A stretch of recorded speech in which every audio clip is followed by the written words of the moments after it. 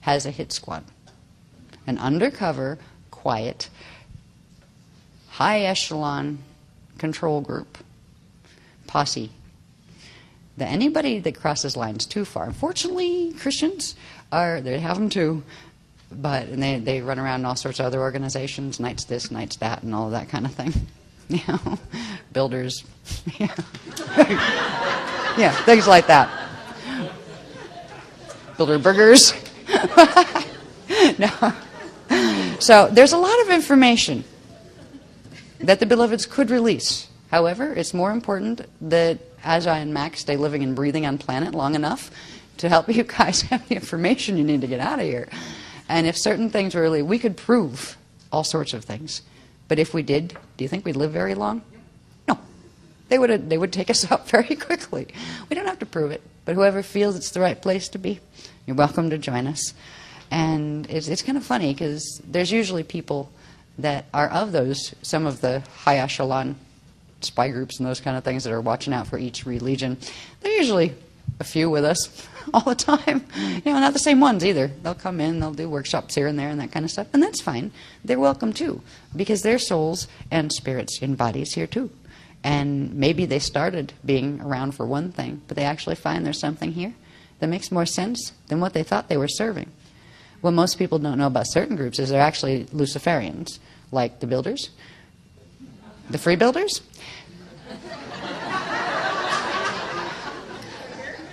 They serve Lucifer.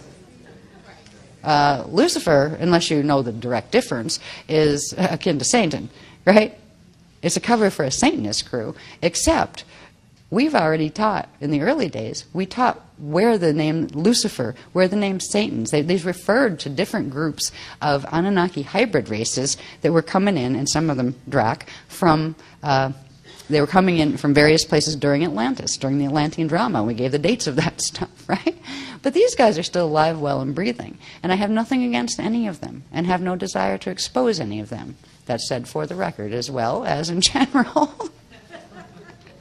We don't need to. What we're actually trying to do is bring the true teachings to as clearly out as we can for anybody who wants to use them, who wants to learn. You don't have to participate in it. It's always been a voluntary thing. And we hope that people in those groups, you have green dragon groups, red dragon groups, everybody's starting this underground thing about going to fight with each other, and it's going to be moved through the politics of the planet and that kind of thing. They could make life a lot easier for themselves and each other and everybody else, including we who are on the Christian path that are still here, if they would realize there are a set of teachings that they can still do whatever it is they're doing, just learn some of this, and they might reach a level of illumination that is not just Illuminati. Think about it. Are you an illumined one? Or an Illuminati? I'm not illuminated. Right? The people that run those movements most often are dealing with, if they aren't themselves, not really humans in human masks, in human costumes. And that's okay, because they can make better choices too if they want to. And I think that's why the beloveds are nudging me to talk about that, because usually I don't like to talk about that. I really don't. It usually gets me in trouble, and I don't want to get anybody mad at me where they come and make me disappear or anything. But I think that was a message put out to all those of any faith. You can keep your faith. To all those of any race, creed, color, whatever. Illuminati, not Illuminati. It's not about exposing people and pointing fingers and making anyone wrong. It's about the fact that we have a planet right now that is living in a solar system that has entered Bardo. And that affects everyone here, be they human, non-human, visiting from elsewhere, up at Area 51, it doesn't matter. We're all involved here. And if we can start working together in certain ways, doesn't mean you have to come to workshops either. If we start working together, it will be a lot easier and a lot less painful here. If the wars occur, it will be harder here because of the frequency that will be thrown in the bombings. What that does to the planetary grid system is horrendous. Fireworks are bad enough. They shred holes in the astral body. Right? Every time you have a big fireworks display, like on July 7th, 07, in our area, right? There are huge holes ripped in not just certain aspects of the atmosphere, but in some of the protection fields as well. And that takes protection field frequency away from transmuting gamma bursts that are going to be coming off the sun. They will probably, I wouldn't doubt, if we hear something about some, or maybe because everything stops for a week, where we find some strange things happening in spring of 2008 with the first burst. It's not going to be a huge one. It's not going to fry things, but it might whack out a few satellites and do some things that they have to at least have a cover story to explain why your iPod is not working, your computer is not working, your telephone is not working, your car is not even working. What happened? That has to do with electromagnetic fields. All right, so we may see something, official in 3D on the TV if it's working when this comes through. But it may be so mild, this one, with the transmutation field, that we don't. Fortunately, hopefully, it won't, because the longer we can go without drastic effects starting to prove it all for us, at this point, nobody has to prove anything to me. The fact that this work exists in the form it exists, I am not a genius. I could not figure this out. I am just a secretary, and I know that. That's proof enough for me. And it's just the most amazing paradigm. But if it helps, like, I just wish something would happen. All these things are happening, but we never see anything on the outside.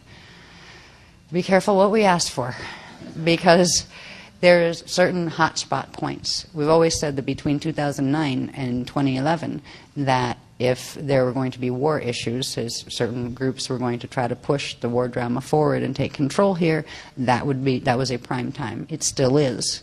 It will probably begin as far as shifts in the politics, or let's say advancements in things that are already occurring, probably somewhere in 2008, maybe summer, maybe fall. The Beloveds have said that if it goes in certain directions, because we still have probability lines, there's still free will here within the framework of the solar Bardo situation that we're in. There's still various things that the populations of the planet could choose to do.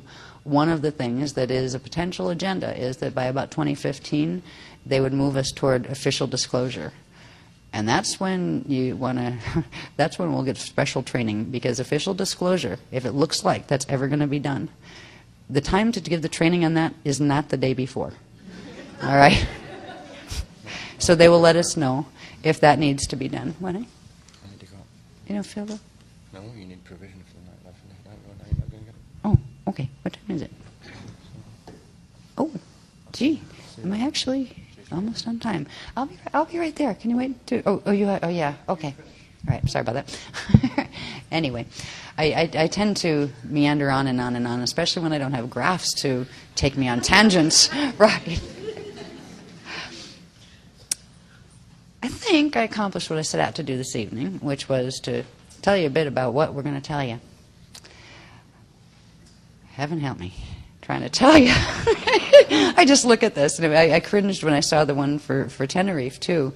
There was just so much information on that, and so much of it I'd never heard of, or I'd heard the words, and still going, what is that? What is that? What is that? Don't have a picture, don't have a graph, don't have a clue, right?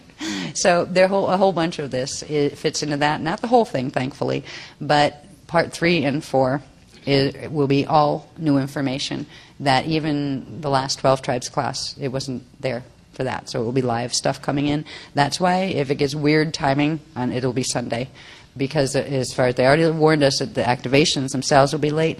But if we have to jiggle timing around, it will be to give me enough time once the wave of data does release for me to at least scribble something down in a picture so I can point at it and show you how, hey, realize to be, realize to see. Because this information, the structure part, is so... like when we're talking about anatomy and structure and the Rasha bodies and all of that.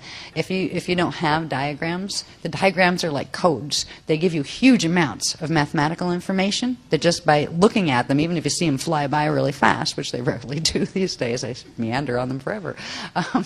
But they work as codes, and sometimes they'll actually take 2 hours more just to do one graph because it was so important to get that conceptualized in a picture.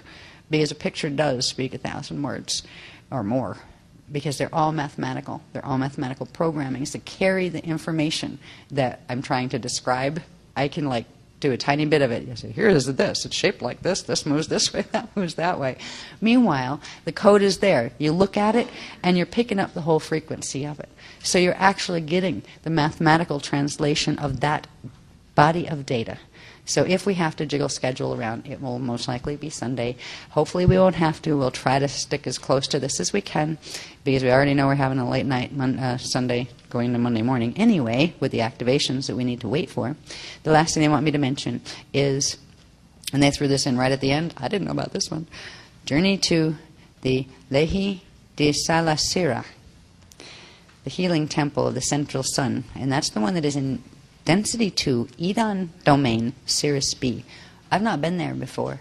The furthest they've ever taken us journeying, gliding, is to, in the Tribes 1 Class 6, which was the July class, where we went all the way up to Density 2, Sala, which was the USG-4 that's visible from Eartha. All right. This is going up even further. This is going, if you think about, in the old days, we used to teach the real simple thing about the Cathara grid, and it showed which stargates were what. Well, we had Earth and Eartha, well, now that we know about Eartha, on number 3 of the Cathara centers. Sirius B was number 6. This is that, but taken into the Eden domain. This is our first trip fully in to Eden, and I don't know what it's going to be like, but they run these live, and it will be another one of those where the wave is released then. So it will be the first time that wave comes in, and we'll be the first group to go on this wave. And after that, they'll probably use the recording of this one as long as it comes out. So far, they've all come out that were needed. They didn't like fuzz out, and equipment died, so we never got it. But that will be used as